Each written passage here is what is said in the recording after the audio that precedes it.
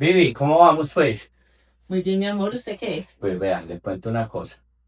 Hay personas que se encuentran en el camino y que van dejando lecciones y van cambiando pensamientos en uno y lo ponen a reflexionar. Y no necesariamente con intención, sino que uno los saluda, conversa con ellos y de un momento a otro, cuando uno reflexiona sobre la vida de la persona y ve que hay unos cambios, uno dice, que nota lo que va logrando cada una de las personas cuando le pasan cosas en la vida. Entonces uno dice, hay temas que uno va sembrando en la vida y le llegan en el momento que tienen que llegar, entonces me parece muy chévere. Entonces no sé, Vivi, si quieres presentar hoy a una persona muy especial que tenemos en el programa. Hoy tenemos un invitado muy especial, el profe Weimar. ¿Usted sí conoce al profe No, Weimar? ¿quién no lo conoce? ¿Quién no conoce al profe Weimar? ¿Ah? Profe, bienvenido. Gracias por aceptar la invitación de estar aquí con nosotros hoy. No, muchas gracias, doña Viviana, Juanfer, Sara. Un saludo muy especial para todos, ¿no? Y aquí estamos para que conversemos sobre lo que quieran. Qué rico, profe. Sí, Pero usted qué quiere preguntarle al profe el día de hoy. yo quisiera preguntar lo que todo el mundo quiere saber del profe, pero ¿Qué? bueno, no, ojalá no pudiera. Pero el profe y yo, de alguna manera, somos muy contemporáneos.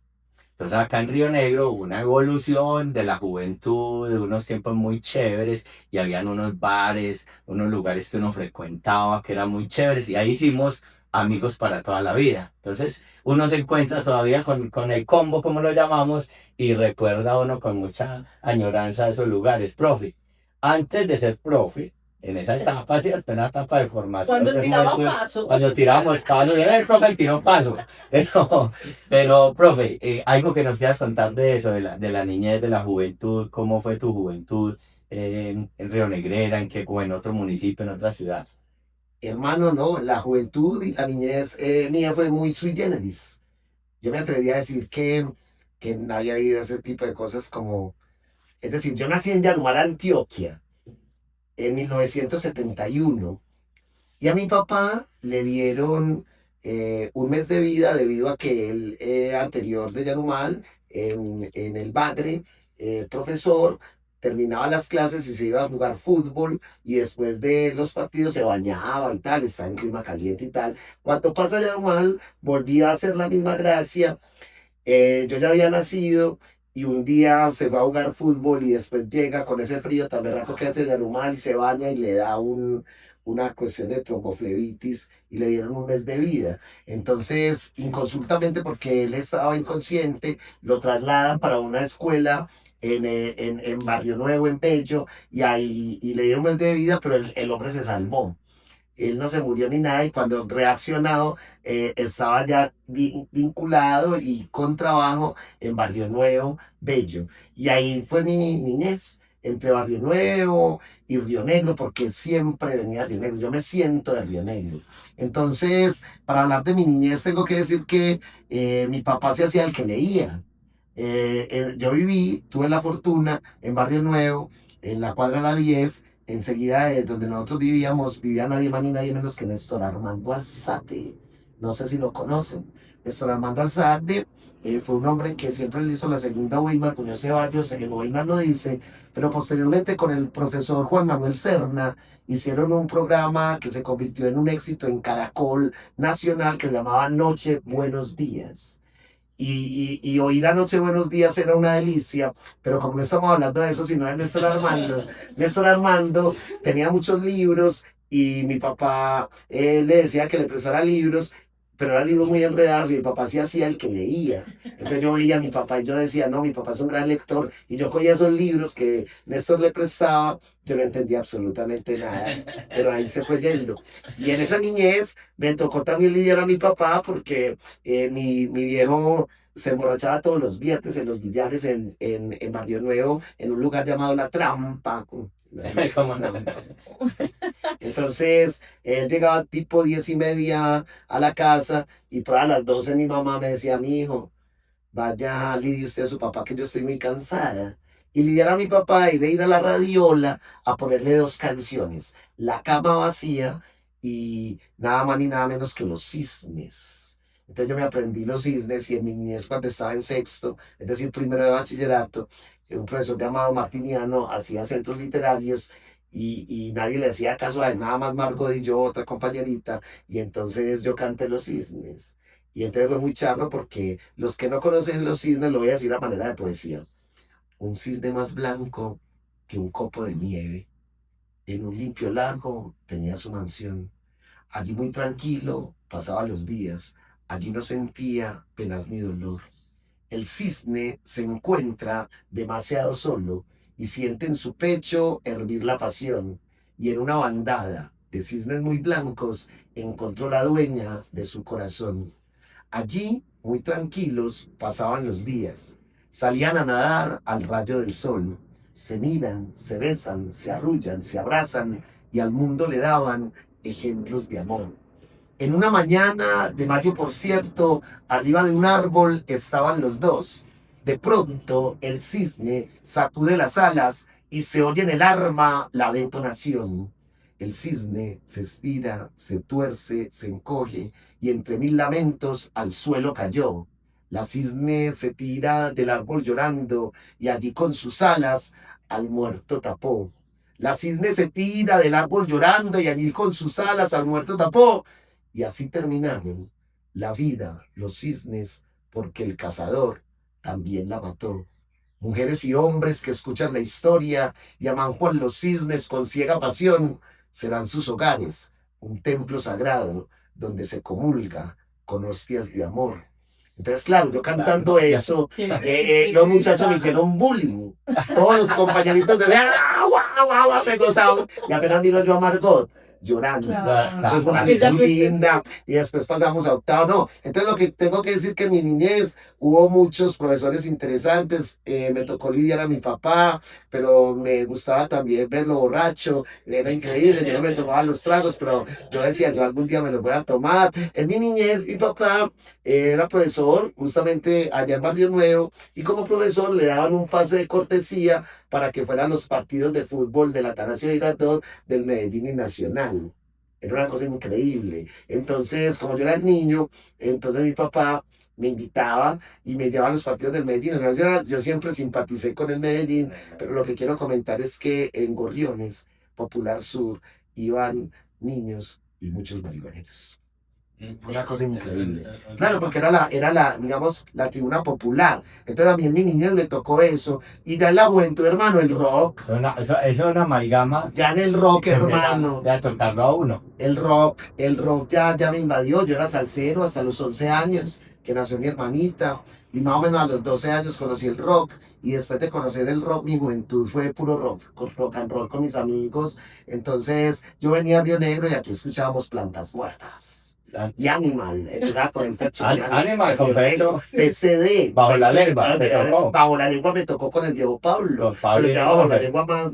Sí. Es decir, nosotros somos antes de bajo la lengua. Bajo la lengua es un pasito más allá, pero me tocó que bandota. Entonces, sí, fue una niñez llena de cosas muy bonitas con mi familia y una juventud llena de rock and roll. Con Kraken también estuviste en esos espacios. Mire, qué bonito. Y ahí donde digo que somos contemporáneos, porque Río Negro tuvo un movimiento muy fuerte de rockeros, diría yo que en los 90, profe. Esa época de los 90, llegando a los 2000, aquí hay una solidez, todavía la hay. Mucho rockero y rockero clásico y mucha generación nueva ya incursionando en el rock. Lo vivimos, pues Sarita, nuestra hija, es también fiel seguidora de los encuentros de rock. Y ya que toca el tema, profe, pues qué bueno saber un poco de la historia de cómo surge, cómo nace Rock al Río. Eso es que usted es pulmón, corazón y arterias en este tema de la creación de Rock al Río. Sí, Juanfer, eso fue en el 2006.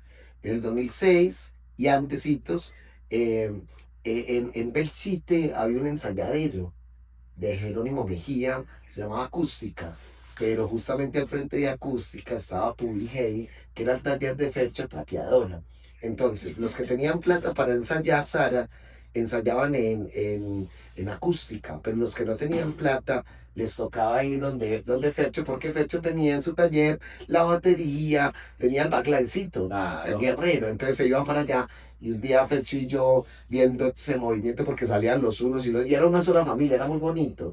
Yo no sé si en alguna parte del mundo, en términos de clases sociales, porque así hay que decirlo, se reunían tan informal y tan bonitamente y veíamos todos los rockeros, hacíamos conciertos en Puliheavy, una piecita así, y hacíamos un concierto. Entonces, vamos a hacer un concierto, profe. Fue Fercho el que me dijo, vamos a hacerlo. ¿Cómo lo ponemos? Rock al Río. Y invitamos a todas estas bandas, invitamos 19 bandas, 18 eran de Río Negro y una era de ¿Y Guari. eso en qué año fue, Eso fue en el profe? 2006. Eso fue en el 2006 y fue muy bonito porque nosotros teníamos tres objetivos fundamentales con Rock al Río. Uno, darle salida a las bandas locales, rockeras. Dos, hacer una reflexión sobre el río, la contaminación del río, etcétera, etcétera. Y tres, una función social. Y los primeros dos, Rock al Río, pedíamos como aporte 1 kilo de alimento no perecedero y después se entregaba a familias vulnerables. Entonces hicimos eso en el 2006. En el 2007 también lo hicimos, fue muy punquero, el 2007 fue muy punquero. Y ya en el 2008 llegó Andrei, hay que decirlo, Sí. a la subsecretaría de Cultura en su momento y nos llamó y me dijo, hermano, vamos a meterle plata a esto, vamos a hacerlo más internacional y tal. Usted se opone. Entonces yo medianamente consulté y la mayoría no quería, no, ¿cómo le vas a entregar esto al Estado? ¿Cómo nos vamos a vender? Y a pesar de que la mayoría decía eso, pues también otras personas decían otras cosas y lo que en mi interior yo pensaba era, no, vamos a hacerle.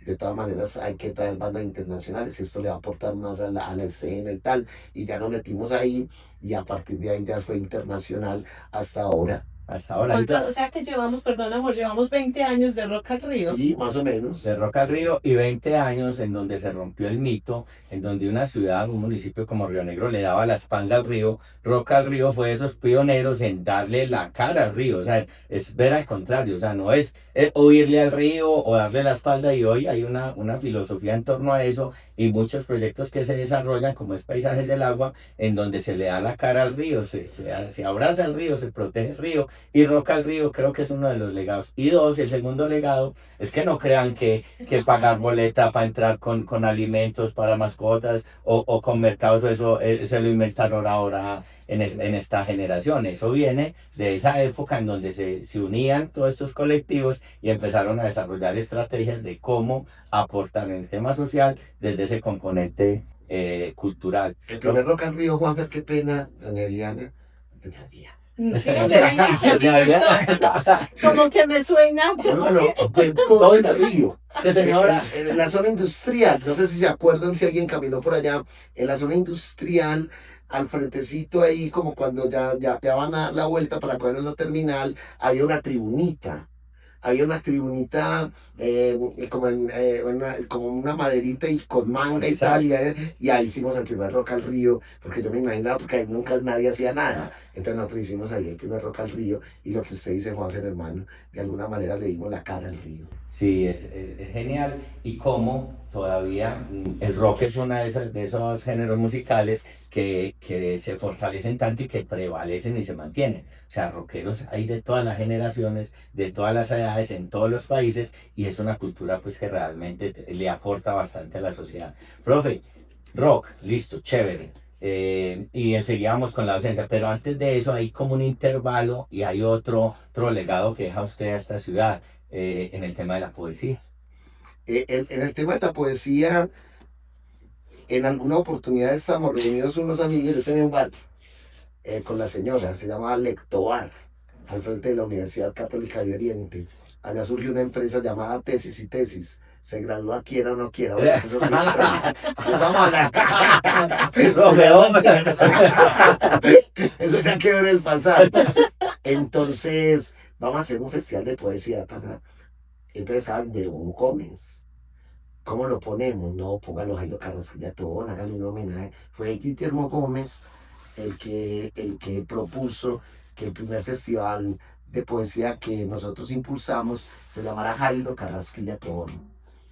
Entonces hicimos el primer Festival Departamental de Poesía Jairo Carrasquilla Tobón.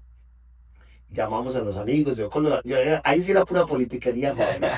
No era nadie, no, hey, hermano, la mamá se ¿cuánto va a aportar, hermano? ¿Cuánto va a aportar? Entonces el uno me daba 200, hicimos el festival, le pagamos a los poetas que invitamos departamentales, y ahí empezó la historia, hicimos 7 departamentales, o 6. Uy, Y ya después, Juan Fernando Espina, profe, hermano, no, vamos a convertir eso en internacional. Yo voy a hacer un proyecto de acuerdo en el consejo, a ver si de pronto nos aprueban eso y lo hacemos Festival Internacional de Poesía Jairo Carrasquilla Tobón.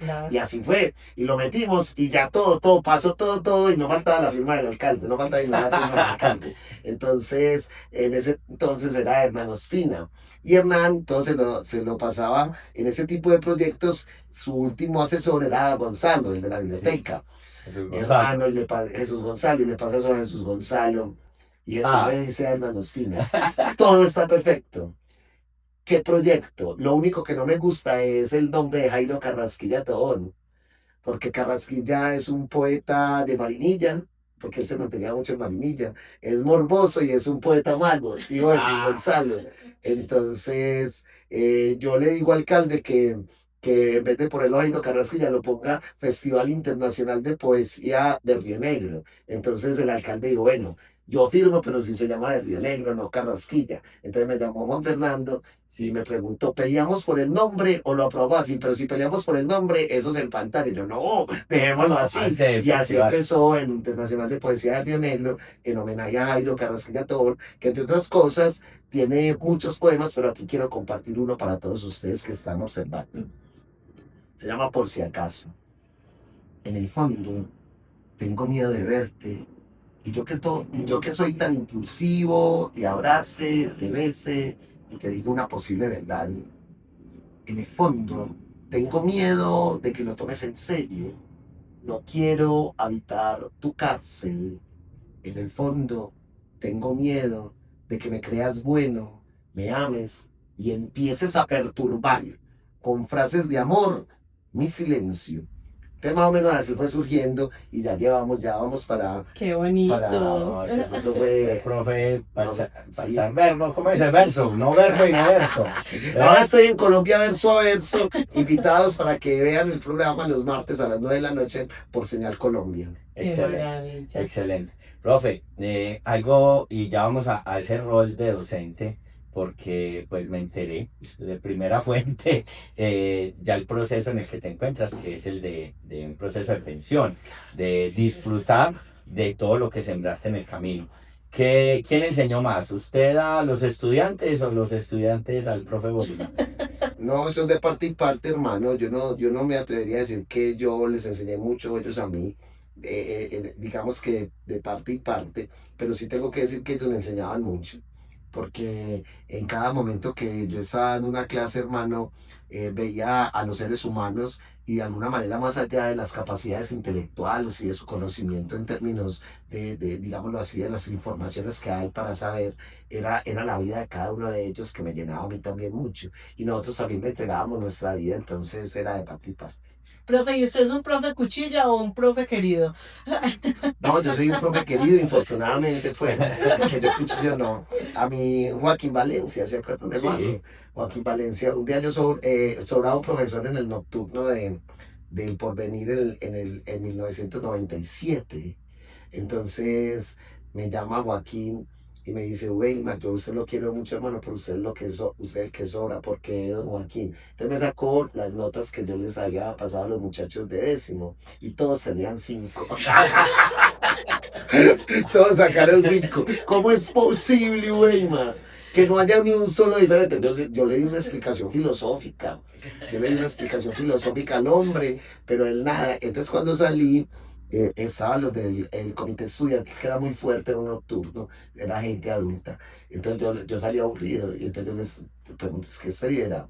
Y entonces se fueron y llamaron, hablaron con él y tomaron otra decisión, y era que salía el profesor que más votos tuviera, que quisieran los estudiantes de que saliera, pero que explicaran por qué. Entonces hicieron una votación en ese momento Joaquín quiso que el colegio se llamara Nuestra Señora del Rosario de Arma.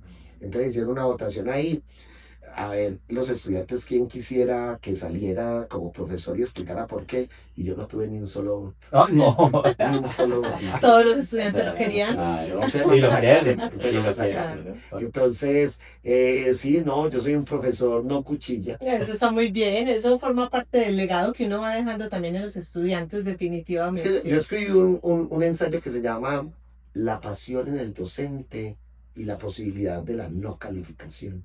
Es decir, evaluar, pero no calificar, no ponerle una. Entonces yo le explicaba todo eso a Joaquín, eso es muy difícil de entender.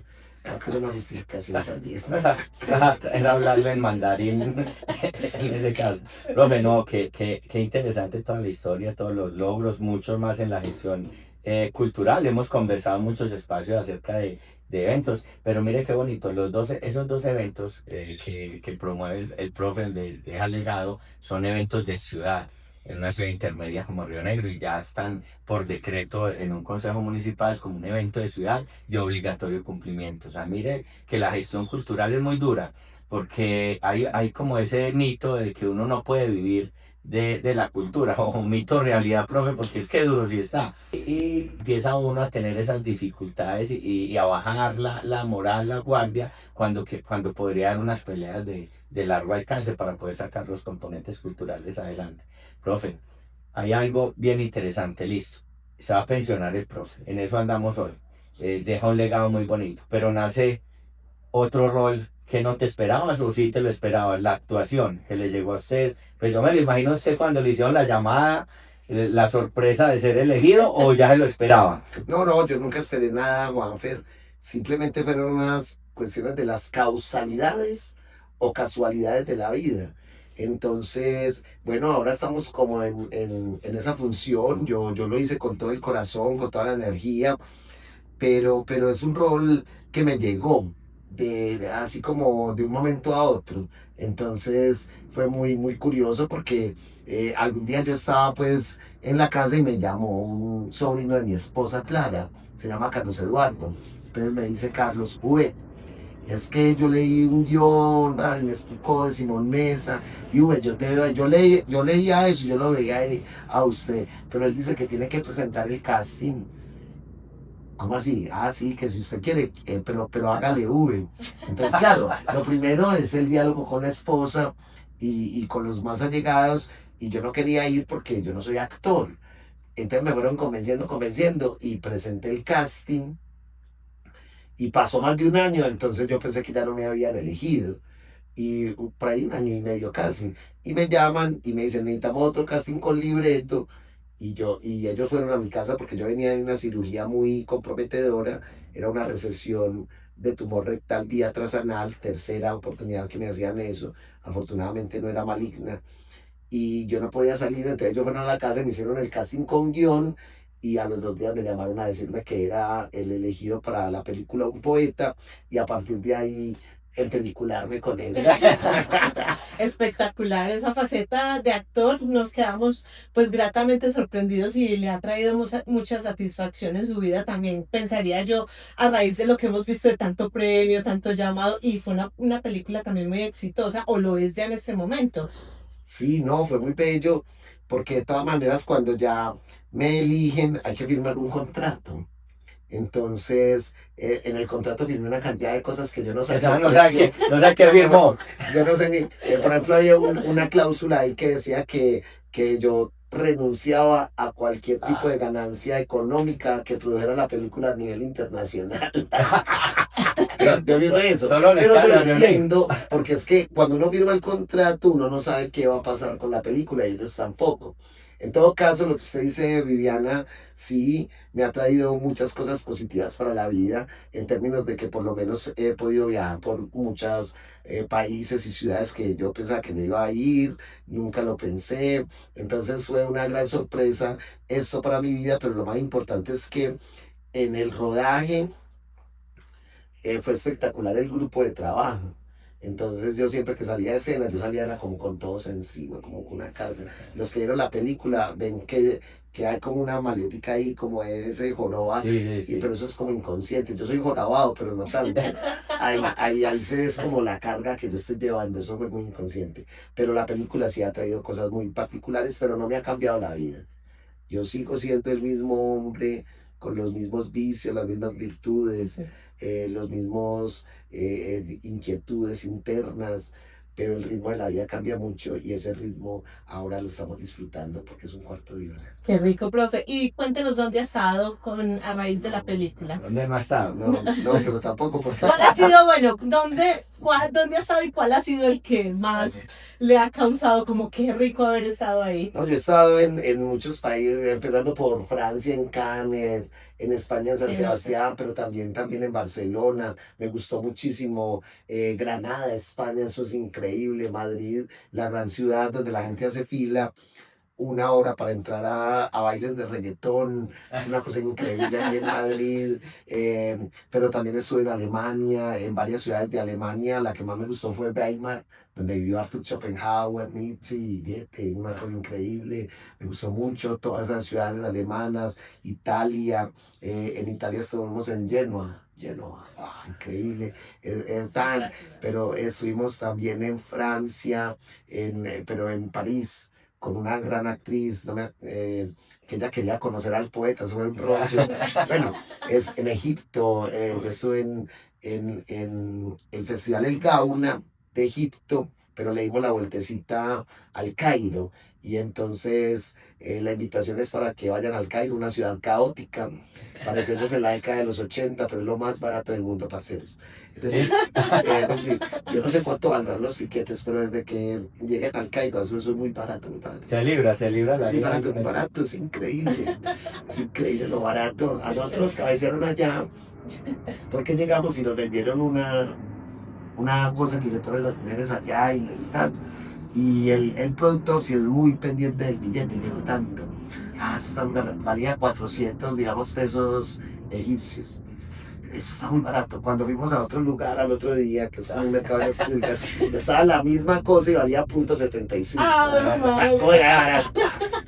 Es decir, no estoy bromeando. Ya lo otro serán los tiquetes y tal, pero si saben buscar bien, desde que estén allá, es lo más barato que yo he podido vivir. Pero si usted me sigue preguntando lo mismo, yo me quedo con Guatemala. Yo estuve también en Chile, estuvimos en Brasil, estuvimos ahí al lado en Cuba, espectacular Cuba. Pero si yo, es decir, todos me gustaron y quiero volver a todas partes. Claro. Pero si me dicen, escoja una sola parte donde tenga que ir, yo voy para Guatemala. ¿En serio? Claro. ¿Qué hay de particular? La antigua Guatemala, lo que uno puede vivir en la antigua Guatemala, es decir, con palabras no se puede describir mucho esa magnificencia, digámoslo así, que uno ve geográfica, hidrográfica y lo que uno siente allá, pero sobre todo la gente, Viviana. Los guatemaltecos, desde lo que yo he vivido, son las personas más especiales que yo he conocido. Qué espectacular. Profe, y en todo este recorrido, pues cuando uno ya empieza a abrirse al mundo, pues también, y en la época de la vida que estás, ya te vas a pensionar o ya pues estás próximo a pensionar, estás en un nuevo rol de la actuación, me parece que es un muy buen camino, recuerdo frutos. ¿Has pensado de pronto en una locura de irse a vivir a otro país, a otra ciudad, o sigue arraigado a la tierrita? No, yo siempre quiero estar aquí, sino que ahora, con la propaganda que decía de Colombia verso a verso, ya estoy metido ahí como en el rollo y yo siento que voy a terminar en Bogotá. Pero no sé si eso sí se va a hacer así o no. Pero no, yo siempre quiero estar aquí en el oriente antioqueño. Es más, le decía a mi esposa justamente ayer que yo quiero hacer como un alquiler en La Concha.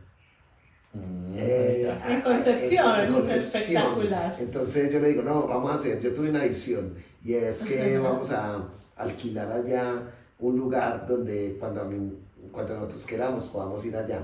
Entonces es eso. Pero de poder irme para otro país hermano, yo me iría para la ciudad de Weimar, en Alemania, porque allá vivió Schopenhauer. Recordemos que Schopenhauer es según Nietzsche, Schopenhauer es el maestro que desde las cimas del escepticismo y de la renunciación crítica nos conduce a la cima de la contemplación trágica, en tanto que la infinita bóveda estrellada se despliega sobre nosotros. Entonces, ahí hay como una historia y tal, que a mí me gustaría ir allá. Pero no, pero por aquí está muy bueno, es que este oriente antioqueño, es que es increíble, es decir, ustedes viven en un paraíso. Vivimos en un paraíso, Paraíso. profe, no, qué bueno conocer de los roles, de todo lo que vienes desarrollando. Y a futuro, ¿qué proyecto tienes? Ya hay casting, por ahí otro casting por ahí de cine, ¿quieres escribir? ¿Qué has pensado? ¿A qué te vas a dedicar? No, yo con toda esta experiencia ya lo que me he dado cuenta es que definitivamente poeta no soy. Gran escritor, me han hecho propuestas de editoriales y todo, que para que publique pues lo que yo tengo y yo no me tengo confianza, porque siento de que lo que yo escribo me necesita a mí, entonces ya no aguanta.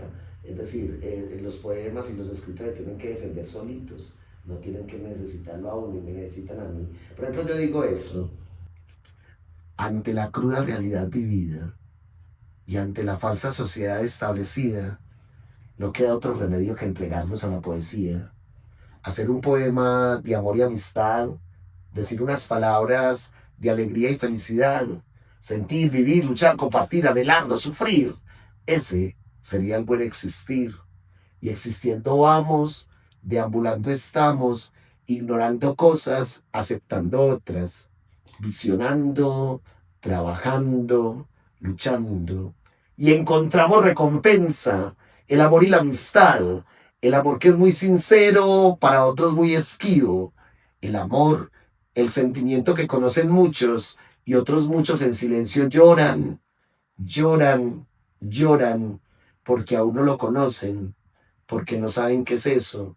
Y después, cuando lo encuentren, sus ojitos brillarán, sus corazones palpitarán, sus seres crecerán, sus vidas cambiarán. Y la amistad, esa amistad que existe, esa que se convierte en impulso, en motor, en voluntad de hacer, de crecer, en alegría. Mis amigos, tus amigas, los amigos, qué grato es tenerlos, qué bien es quererlos. Entonces yo creo que eso no se genere solo. Yo creo que eso me necesita a mí. Pero yo creo que usted diga que no es poeta. Yo difiero mucho de que no es poeta. Lo que pasa es que el poeta se entrega su obra y el poeta visita el oficio diariamente o por lo menos parcialmente. Yo casi nunca escribo, entonces ¿qué poeta voy a ser? Bueno, profe, pero entonces a raíz de todas estas multifacetas, porque la cultura, el arte, todo esto que lo envuelve, ¿con cuál se identifica usted que usted diga, esto es lo que a mí me apasiona? No, a mí me apasiona la poesía, a pesar de no ser poeta, a mí me apasiona la filosofía, a pesar de no ser filósofo, a mí me apasiona la docencia, a pesar de no ser maestro. Entonces, a mí me apasiona la música y tengo una banda, se llama Poiesis, y hacemos un ensamble entre la poesía y el rock y me apasiona mucho. Y ustedes pueden buscar, el video más digno se encuentra en Guarde Rock Poiesis, que es lo único que hay en YouTube. Qué genial. Ahí está un poema musicalizado rockero muy bacano de Raúl Gómez Hatti, que se llama Conjuro. Bueno, hay que buscarlo No, para que lo veamos. nunca he escrito una canción, un tema musical, porque pues a pesar de que no soy poeta, pues, pero sí lo es. No, yo O sea, lo escribo. no es que me decían a mí, no tiene ojos de cocodrilo, pies de cocodrilo Y dice que no es cocodrilo. Así está el profe. Sí. No, yo escribí una canción cuando nació mi hermanita. Yo tenía 11 años, me gustaba mucho la salsa. Ese día que nació mi hermanita, yo tenía la final del interescolar de ajedrez, allá eso es ya Barrio Nuevo en Florencia. Y yo no fui a la final porque estaba muy preocupado por cómo le iba a ir a mi mamá en ese parto.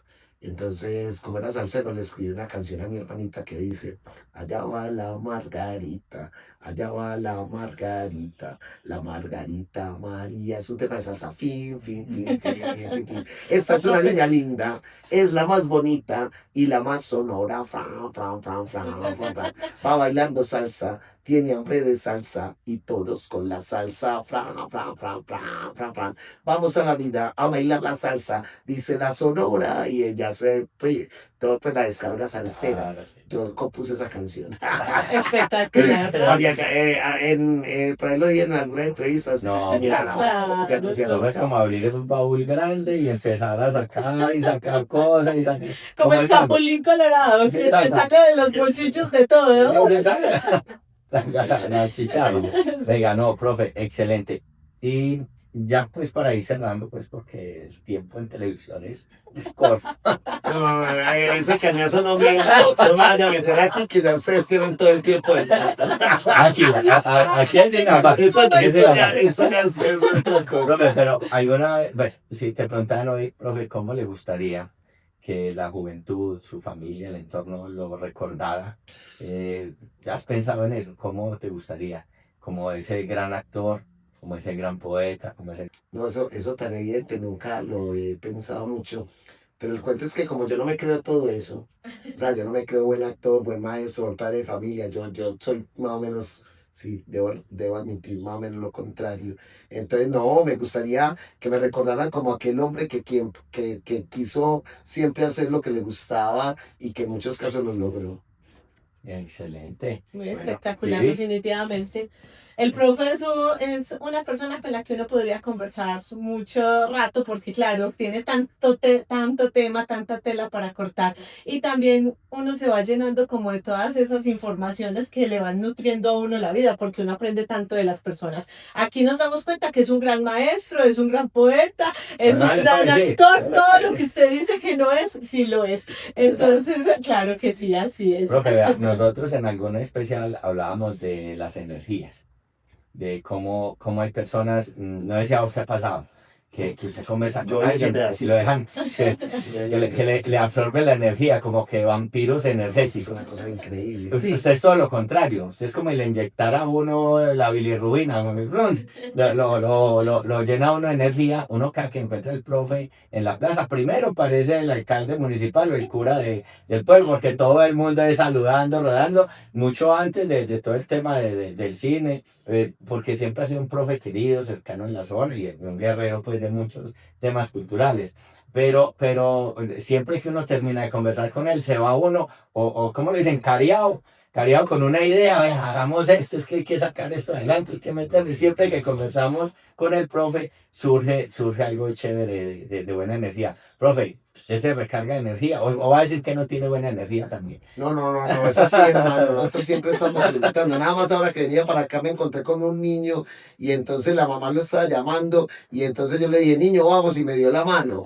Y yo me fui con él. Entonces la mamá se vino para acá. Ay, no. Entonces yo le dije, no, es que los niños también reconocen la buena energía, la energía positiva. Definitivamente. No sale la anécdota ahora del profe, cuéntela pues. Se viene para acá. Llega a un supermercado que es muy cerca de acá, familiar. Entra ya desapercibido, ¿cierto? Y en todos lados el profe tiene a alguien conocido. No, yo llegué porque me tomé como 3 guaritos antes, entonces voy a tomar un guaro aquí en Panorama, pero no vendían menudeado. Entonces Daniel llegó allá y ahí mismo me sacó el cuartico, no, hágale que yo lo invito. Y Ah, yo es que con es un una cuartico. persona, la familia no se pierde. Dicen por ahí. Ah, no, esos boteros son las más queridas. Anécdotas de vida. Anécdotas de vida. Porque Anécdotas. lo otro también, Juanfe y Viviana, es tratar de entender de que lo que nos sucede es extraordinario. Es decir, a nosotros nos pasa solo cosas extraordinarias como este podcast. Qué bello, muchas gracias. Yo pienso que definitivamente los tiempos de Dios son perfectos y lo que se le va acomodando a uno en el camino es en el momento que tiene que ser. Si a usted le llegó en este momento de la vida la oportunidad de actuar, de todo, de viajar, es porque es el momento en el que se puede hacer. Si Bueno, hubiera sido antes, a lo mejor no, hubiera casi sido- Dejamos filosofar, pero es muy bonita esa mirada. Sí. No, pero allá, Las cosas llegan cuando tienen que llegar. Así es. pero hay otra anécdota. Podríamos hablar otras Sí. cosas. O sea, hay otra anécdota en torno a eso. A ver. No fue tan fácil. No Claro. fue tan fácil porque el rol del profe es un cuento. Cuando uno está vinculado al magisterio para sacar un permiso para cualquiera Yo sé, nos, a mí me tocaba escuchar a se veces. me irritaban los ojos de pensar en cómo íbamos a lograr para que el Sí. profe hiciera eso. Así. Pero de verdad que cuando Dios lo tiene a uno, la vida le entrega todo eso, le devuelve todo lo que uno ha sembrado, pues las cosas se dan. Yo siento que el profe recoge algo que digamos, no voy a poner en palabras de él en mi boca, pero yo diría algo que desinteresadamente en su cotidianidad, en su personalidad, en su esencia, ha construido. Y las casualidades o causalidades se conectan y llega el momento de recoger los frutos. ¿Cómo te viste en la pantalla? Yo me imagino, no. O sea, uno lo graban, pero La cuando... primera vez fue muy teso, porque fue hace un año. La primera vez que yo vi la película fue en el Festival de Cannes, en Francia, en Cannes. Y no, yo me vi ahí y no, pues yo no me lo podía creer. Pero llegaban más que todo pensamientos como de autosabotaje. ¿Usted qué hacía aquí? El impostor. Claro, usted es el impostor. Es el impostor. El síndrome del El impostor. síndrome del impostor, es que usted no es actor, no sé qué. Pero de todas maneras, Esa audaz. ya cuando ya vi la película por segunda y tercera vez, yo me veo ahí como un ser que entregó todo y que de todas maneras es como, digamos, la consecuencia de un trabajo grupal, de un trabajo de ensayos previos del director y tal. Entonces yo me veo ahí como una representación de todo el grupo de trabajo que hizo esa película. Hay una escena que a mí me mueve mucho, es cuando comienzas a dar una clase, está en una clase y los chicos te miran como cierto, como, Yo pensaría este ok, como cuestionan. ¿Te ha pasado eso en la vida real? Claro, porque en estos tiempos, sobre todo pues la cuestión de la poesía es lejana para los muchachos, ellos están en sus redes, en sus cosas, pero son tan esos que son capaces de hacer 2 y 3 cosas a la vez y uno cree que no le están poniendo atención y mentiras que sí, es una cosa así rara. Entonces me han pasado muchas cosas con relación a la cuestión de la poesía, pero de todas maneras la proyectamos con mucha pasión. Pero llegaste a una institución educativa icónica de Río Negro, que es el José María Córdoba, y llega un rector igual de chispudo al profe, de así soñador, de ideas, revolucionario, y estos dos juntos allá, qué cosa tan tesa, pero no duró mucho pues ahí el tema. No, con Fernando muy agradecido, hermano, porque Fernando Fraser fue el primero que me vio a mí en instancias de las que posteriormente hemos estado. O sea, el primero que a mí me habló después de que yo llegué a rodar la película de Cannes fue don Fernando. Y después me hablaba de otros premios y no sé qué. Entonces fue muy interesante porque es que yo no me imaginaba eso. Entonces, claro, lastimosamente no pudimos hacer todas las cosas, pero sí de alguna manera podemos decir que la institución educativa Liceo José María Córdoba hoy por hoy es, digamos, la que alberga la humanidad de alguna forma, pero que donde están personas de otras nacionalidades y ahí también hay como una especie de recreación atmosférica en donde la naturaleza es presente siempre. Para mí fue muy bacano salir en estos días de allá y ver cultivos de lechuga y ver cómo los palos de limones, ver cómo está todo todo ese campo que hay ahí. Y bueno, ahora con toda esta construcción de la ciudad de la educativa y tal, va a ser otra cosa, pero también ahí está el Liceo José María Córdoba, que ha sido tan importante que, entre otras cosas, mi primera experiencia docente fue allá en 1994. Ah, sí. Claro, yo trabajaba ahí con Guillermo Gómez, que les decía ahora, y Guillermo era el que me decía, yo lo necesito allá, y ahí fue cuando se murió el profesor que me reemplazó, que yo reemplacé. Bueno, definitivamente aquí podemos quedarnos todo el día. No, todo el día. Me hice acordar algo, profe, y bueno, este año tuve una pérdida grande, vos sabes, en mi etapa de formación. Pues, yo estoy en la Baltasar Salazar mis últimos 3 años de bachillerato, y en esa época el rector era un señor muy cascarrabia, se mantenía a 1000, acelerado a 1000 por hora, el rector Mariano Tobón. Y así entre cascarrabia y cascarrabia fue una persona que me alineó en la vida, me mostró cuál era el camino y me desarrolló un tema de confianza en el liderazgo y bueno, pues que sea un homenaje al rector Mariano, Que Dios este te espacio, que en paz descanse mi rector, una gran pérdida, pues que me dolió bastante este año, que Dios lo Puro tenga en su Fontezuela. ¿Sabes qué pero creo yo? Fontezuela, así que usted subía a Fontezuela, pero para conseguir novia o no. No, yo trabajé ahí con Mariano y es un gran rector, un hombre que respiraba desde, digámoslo así, desde la posibilidad de direccionar una institución y él pudo hacer, por ejemplo, ese colegio de alguna manera también, porque teníamos otra sede y ya con la Fundación Fraternidad Medellín. Eso se disparó, pero es un buen Mariano, el que hizo esa gestión. No, excelente, Vivi. Definitivamente los profesores, como retomando lo de Mariano y lo del profe, yo creo que un profe siempre, un profe bueno, siempre va a quedar en el corazón de sus alumnos. Entonces esa es una faceta que vale mucho la pena rescatar. Y por más que ya pasen y se jubilen y todo, yo todavía veo a mi profesor que fue de matemáticas en sexto y todavía lo saludo y lo recuerdo con cariño porque claro, ¿Quién te dio obviamente el matemáticas? profe Chucho que me lo y es Chucho malo, no, se está rajado y sale mi matemáticas. profe de matemática y todavía, y él me dice tan lindo que es verte y que me saludes con ese cariño, porque realmente los profes dejan una marca muy grande en la vida de las personas. Buenas y malas también. Obviamente. María, yo tenía Sí. una de francés, no digo el nombre, porque no me acuerdo, no la boleteaba. No, No, me la tenía que remontar, en man. quinto de primaria, don Rodrigo. Él te hizo una pregunta y yo contesté y estaba mal. ¿Y sabe qué me dijo el lingüe, mi chica? Este sí es mucho animal.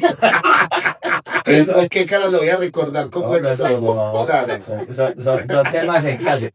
Al profe le tocó, a vos le tocó también, profe, yo creo que a Vivir, no, usted es más nueva generación, con la regla. Claro, le pegaba. No, ¿qué tal? A mí no me tocó. No, usted me tocó. O lo sacaban a uno al frente, lo sacaban a uno al frente y lo boleteaban. O lo dejaban parado de espalda en el descanso.